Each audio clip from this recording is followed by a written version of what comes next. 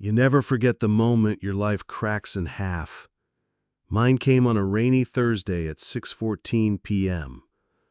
I'm Mason Rourke, on paper, a mild-mannered economic consultant for the Department of Treasury.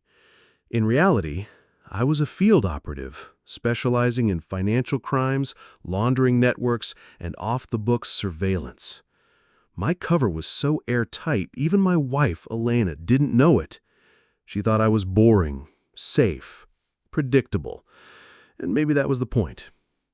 For nearly 15 years, I played the role she wanted, the dependable husband who fixed leaky faucets, paid taxes early, and never made her worry. But under all that, I built a different life, quiet, hidden, dangerous. A life she never asked about, because she never really wanted to know. That night, I came home early from a briefing in Quantico. No warning, no calls. I just needed my laptop charger, nothing more. But as I opened the front door to our suburban home in Alexandria, I froze. The smell hit me first. Grilled salmon, fresh basil, Elena's seduction recipe. Then the music, low jazz, the kind she always said reminded her of Paris. I followed the sound through the hallway like a ghost in my own house.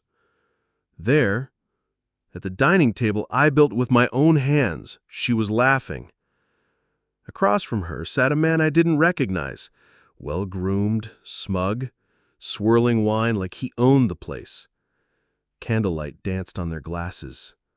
Her hand was resting on his, and she looked happy, lighter, like I never made her feel. She spotted me first, didn't even flinch. "Oh, you're home early. Perfect timing." He chuckled. I blinked. Elena stood, walked over and placed a suitcase by my feet, the old black one with the frayed zipper we always joked about replacing. "No divorce papers needed," she said with a smile so sharp it could slice bone. "Just leave." The guy, later I'd learn his name was Chase Whitmore, a luxury auto broker with zero concept of personal boundaries, leaned back in my chair and kicked off his shoes like it was his house. "Nice place. Bit dull, though. Need some color." I said nothing. Not a word. Not because I was weak, but because I'd heard enough, seen enough. She thought she was ending something, but really, she was triggering something I'd buried for years. I picked up the suitcase, turned without another glance, and stepped into the rain. My hands were steady. My pulse was low. What Elena didn't know, and what Chase would soon regret, is that the man she dismissed wasn't just some pencil pusher. I didn't need lawyers or signatures to end this marriage. I had something far more powerful: the truth, and the full weight of the federal government behind me. The rain didn't bother me. In fact, I welcomed it. It soaked through my jacket, chilled my spine, and muffled the fury surging inside me. I drove aimlessly at first, just to feel the motion, to keep from screaming. I didn't head to my brother's or a hotel or some sad bar where broken men nurse betrayal over whiskey. No, I knew exactly where to go. 23 miles out of D.C., tucked between an abandoned orchard and a half-buried phone line, sat a structure known only to a handful of people in the world, Omega Site 3. It looked like a rundown hunting cabin from the outside, but inside it was a digital nerve center, an off-the-books satellite command for agents like me when things got messy. By the time I pulled up, the rain had turned to sleet. I scanned my badge at the side entrance, waited for the retinal scanner to finish its song, and stepped into the warmth. Fluorescent lights buzzed overhead. The air smelled like old coffee and sharpened metal. Familiar, comforting. I threw the suitcase onto a bench and stripped off my soaked coat. My fingers moved quickly as I unlocked the encrypted terminal. My pulse slowed, not from calm, but from precision. Everything was automatic now. Subject confirmed, Chase Whitmore. Codename, Talon Fox. Tag, financial mule, laundering coordinator. Known associates, 2 shell companies tied to the Eastern Caribbean routing circuit. Connection, high-value target under indirect surveillance. Personal contamination, compromised via wife, Alina Rourke. That last line made my jaw clench, but I didn't delete it. This was protocol, no emotion, just truth. The screen pinged with a response from command. "You're activating Lucid Flame?" "Affirmative," I typed. Final trigger received, standing by for escalation protocol. My supervisor, Langston, responded within seconds. "Welcome back, Barrett. Full authority reinstated, field clearance granted. Phase 1 begins 0600. I stared at those words for a long beat. It had been nearly 2 years since I last saw action. Elena hated my travel, said it made her feel abandoned, so I pulled back, stayed close, shifted to desk detail, played house. Funny how she never once asked what I was sacrificing, or why those work trips dried up. Now I knew. She was filling the space with Chase. She wasn't just betraying a marriage, she was inserting herself into an active criminal investigation. I should have felt conflicted. I didn't. I pulled open a drawer in the back room. Inside, burner phones, spare IDs, encrypted USBs, and my old field badge. I clipped it to my belt like shaking hands with an old friend. Then I opened the files I hadn't touched in months. Bank records, crypto transfers, offshore logs. Chase Whitmore's entire fraudulent empire was right there. We'd been close, but we never had a direct line. Not until now. Thanks to Elena's little betrayal, he'd handed himself to me with a bow on top. In the surveillance footage, Chase was always careful. He funneled cash through high-end vehicle sales, routing the money through ghost dealerships and then pushing it through luxury imports. But his latest real estate purchases had raised red flags, especially the villa in Lake Como, which was registered in Elena's maiden name. I hadn't caught it before.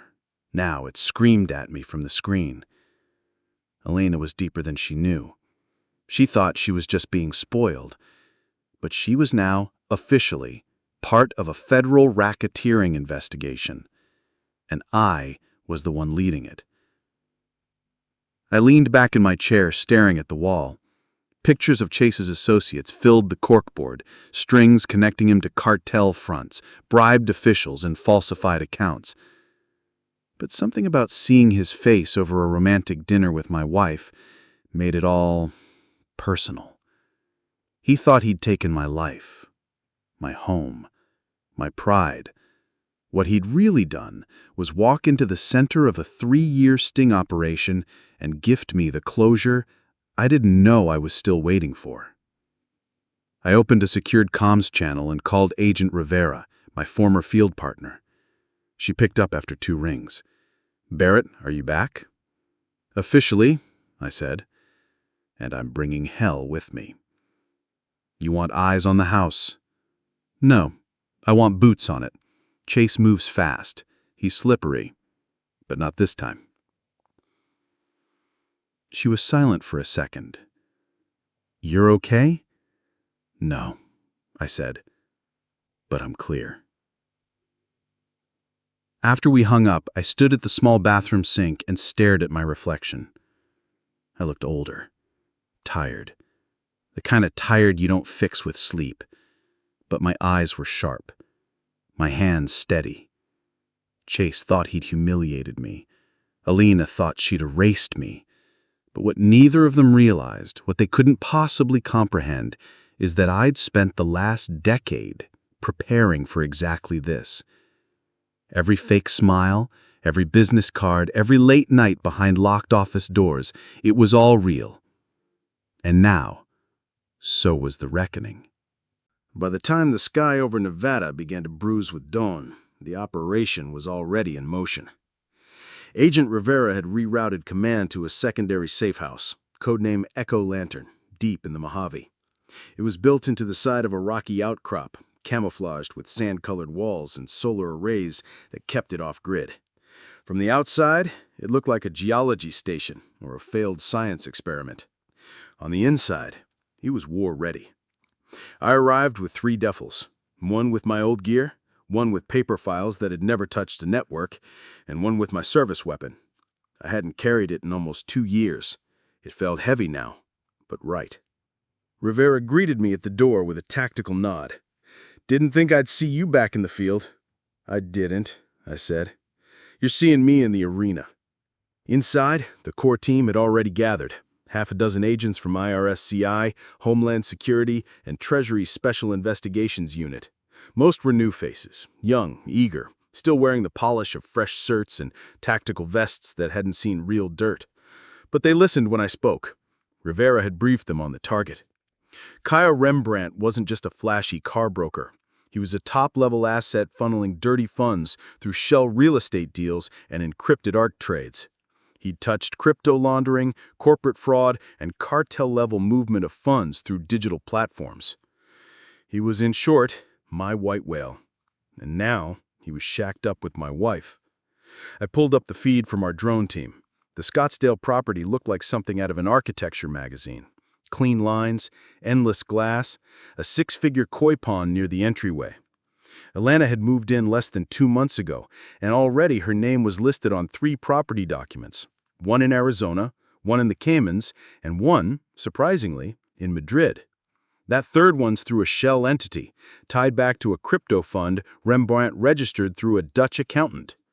I nodded, jaw clenched. She thinks she's decorating her dream life. She doesn't realize she's furnishing evidence. We locked down the warrant. Takedown scheduled for Sunday morning at 0700 sharp, when most people were still asleep, hungover, or too distracted by brunch plans to process the sound of reinforced boots pounding down a driveway. The night before the raid, I sat alone in the safe house observation bay, staring at the monitors. Elena's face appeared on screen as she poured wine on the balcony. Kyle leaned in close, kissed her neck, whispered something that made her laugh. She looked light, carefree, like someone who had no idea how deep in the fire she was. I didn't hate her, not anymore. I felt something colder, something deeper. I pitied her. At 600 hours, the agents geared up. Rivera rode lead. I stayed in the command van, headset on, 3 screens in front of me. One for the drone feed, one for internal body cams, and one running encrypted communications between teams Alpha, Bravo, and Echo. Strike team in position, confirming target vehicles present, visual on subjects confirmed, proceeding on countdown. The seconds ticked. 3, 2, 1. Go. The footage played like a movie. 6 black SUVs swept into the curved driveway like a tidal wave. Doors open in unison, tactical boots hit the ground, agents moved with surgical precision. 3 to the front, 2 flanking left, and 1 with a long lens at the rear patio. Elena, opened the front door just as Agent Cruz pounded on it. "Federal warrant, do not move." She froze, still in silk pajamas. Her mouth opened in protest, but it was too late. Agents swarmed inside. Kyle came storming down the stairs in nothing but boxer briefs, yelling something about rights, before he turned and tried to run through the back hallway. Big mistake. Agent Tran met him mid-stride with a full tackle. Within seconds, he was face down, arms pinned, screaming curses into the marble tile. The cuffs clicked with finality. Back in the command van, I watched as Rivera gave the all-clear. House secured, target in custody, proceeding with evidence extraction. They tore through the place. Smart, clean, fast. Within 20 minutes, the team uncovered 3 encrypted ledgers, a dozen burner phones, and a false bottom wine rack filled with neatly bundled cash, $400,000 in unmarked bills. Crypto keys, handwritten and laminated, taped beneath the sink. But the final blow was a safe hidden behind a painting in the upstairs office.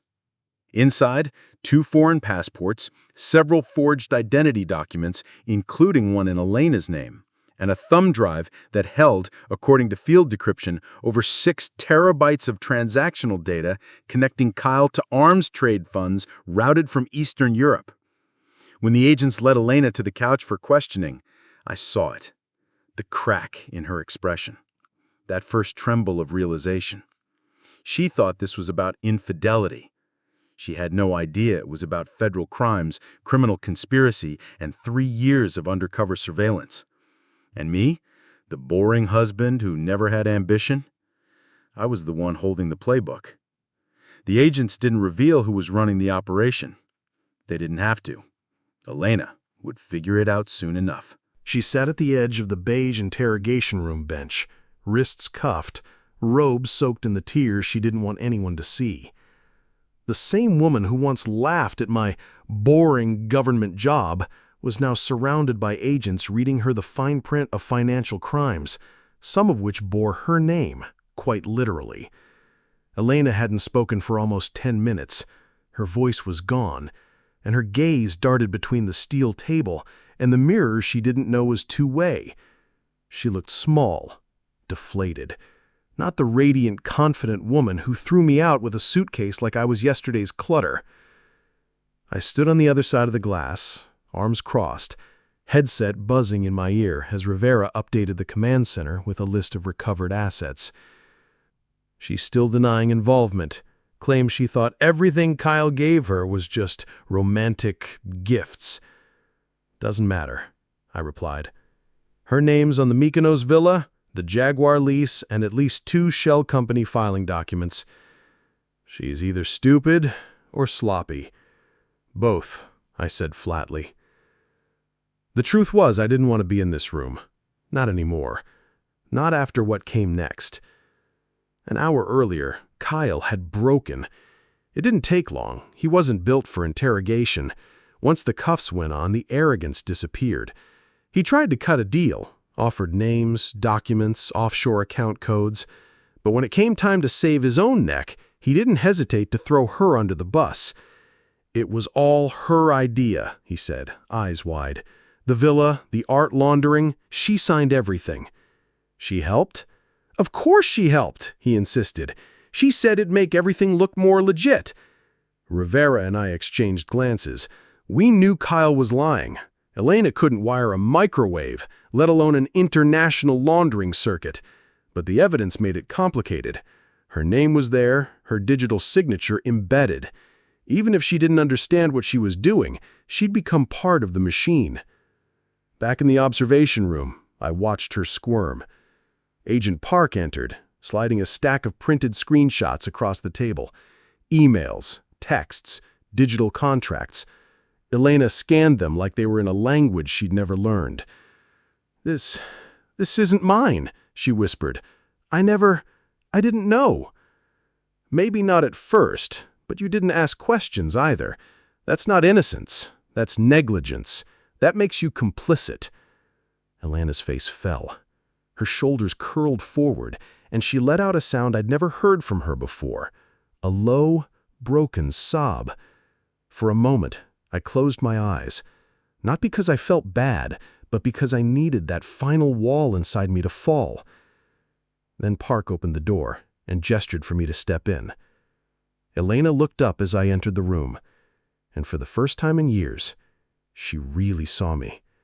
Not the man who fixed sinks and brought her morning coffee, not the man who sat through her book club stories and tried to laugh when he didn't feel it. She saw me, Nolan Rourke, federal agent, the architect of her collapse. "Nolan," she gasped, her voice trembling, You're behind this." I sat down across from her, calm, grounded.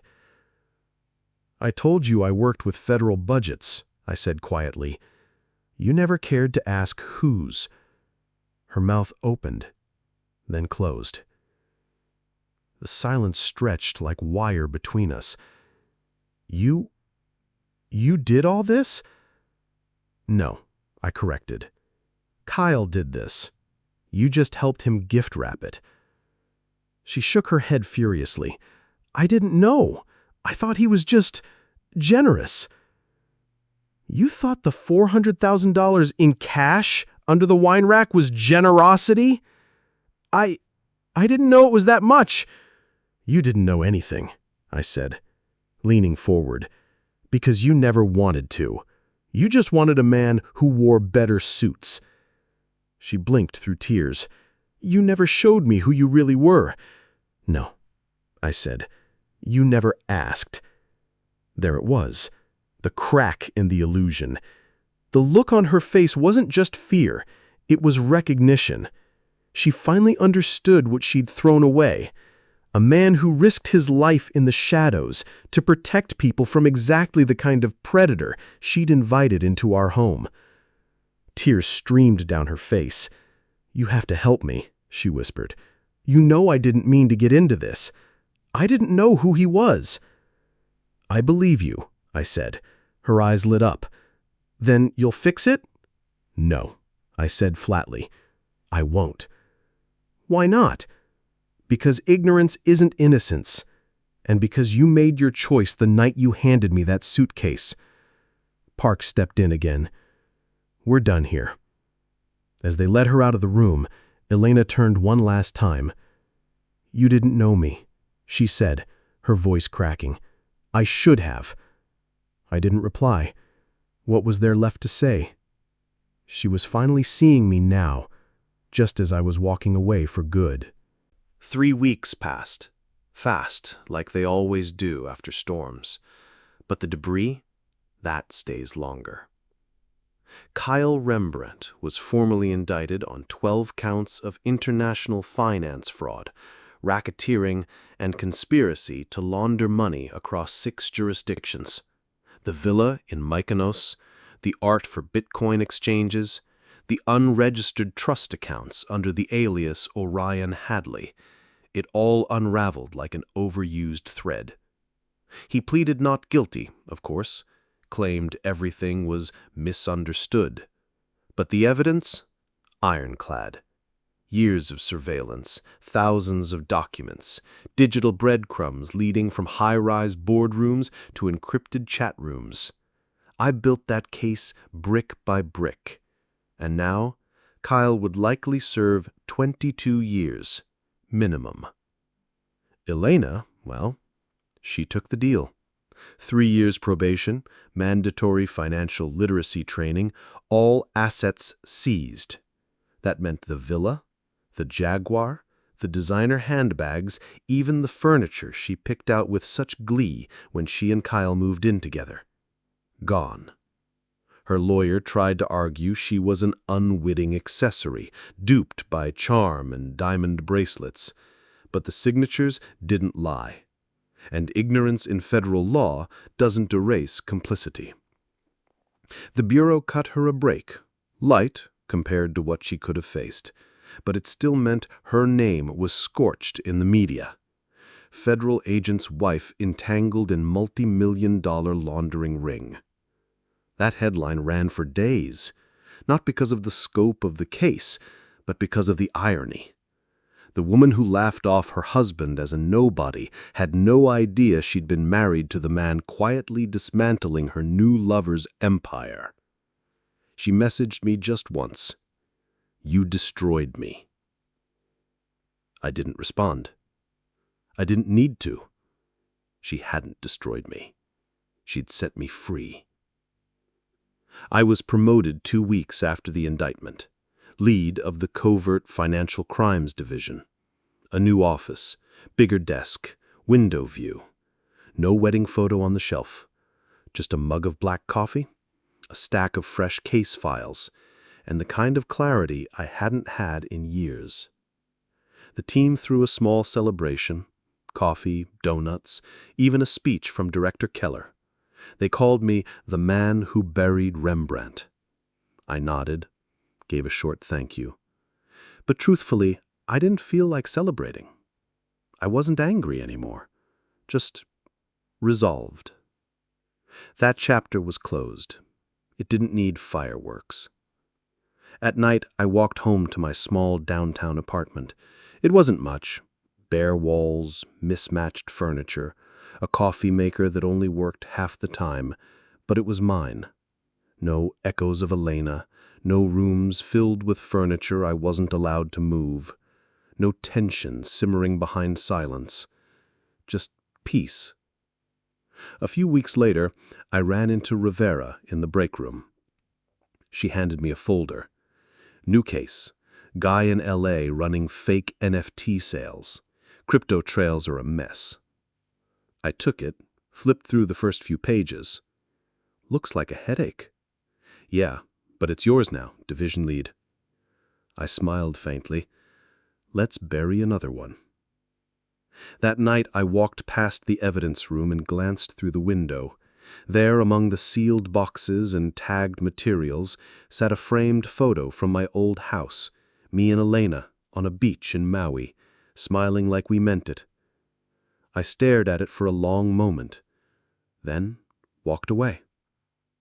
The past had already been logged and locked, and I had no reason to revisit it. I heard from Mike, my attorney, a week later. She's asking for a meeting, he said. Says she wants closure. I didn't ask why. I knew. She wanted understanding, maybe forgiveness, or just someone to tell her it hadn't all been a lie.